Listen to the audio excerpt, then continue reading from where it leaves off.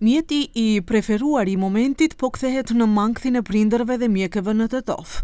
Çdo javë, dyert e ortopedisë mbushen me fëmijë që pësojnë lëndime të rënda pas rënjeve nga trotinetët elektrik. Mjeku Haris Karaxhenemi u bën thirrje prindërve që t'u ndalin fëmijëve këto mjete, pasi pasojat mbi sistemin skeletor mund të jenë të pariparueshme për të ardhmen e tyre. Alarmante është numri i rasteve të cilët paraqiten në ambulantën tonë ortopedike. Apelojmë te prindërit posaçërisht, edhe te institucionet shtetërore që të bëjnë çmos për parandalimin e përdorimit të trotinetëve nga grupmoshat e faktikisht fëmijëve. Numri çdo javë paraqiten nga 4-5 raste të lëndimeve të fëmijëve veçanërisht.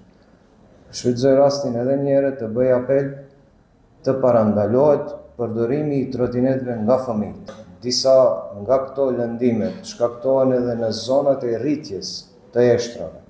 Pasojat janë shumë të mëdha, të cilët mund të shkaktojnë deformitete në të ardhmen gjatë zhvillimit të sistemit skeletor. Ky alarm ka vënë në lëvizje edhe sektorin e punëve të brendshme në Tetov. Policia ka shtuar dukshëm masat e kontrollit jo vetëm për trotinetët, por edhe për motocikletat që qarkullojnë pa rregulla. Vetëm gjatë javës së dieshme në rajonin e Tetovës janë zbuluar 10 rashkelje, ku nuk kanë munguar as konfiskimet e mjeteve. Sektori për punë të brendshme Tetov dhe në përgjithësi Ministria e Punëve të Brendshme ka arritur pra masat dhe aktivitetet kontrolluese, ka intensifikuar të njëjtat me qëllim të zboglimit të numrit të shkeljeve të cilat ndodhin dhe sankcionimit të drejtuesve të cilët nuk i respektojnë rregullat dhe dispozitat ligjore në komunikacion.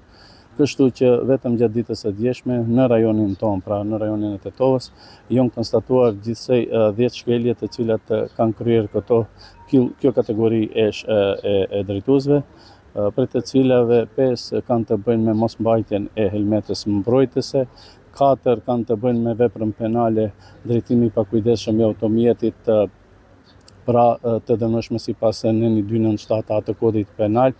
Kështu që motocikletat janë konfiskuar, 2 prej të cilëve kanë qenë drejtues të mitur të motocikletave, si dhe është konstatuar edhe një shkelje pra drejtues automjetit me kategoritë e papërshtatshme pra. Bilanci total i aksioneve të fundit nga një siti mobil kap shifrën e 71 masave të shqiptuara për kundërvaqje dhe vepra penale në trafik. Autoritetet paralajmërojnë se kontrollet e rrepta do të jenë të vazhdueshme. Qëllimi është parandalimi i aksidenteve me pasoja fatale, përpara se trotinetët dhe motorët të marrin jetë njerëzish.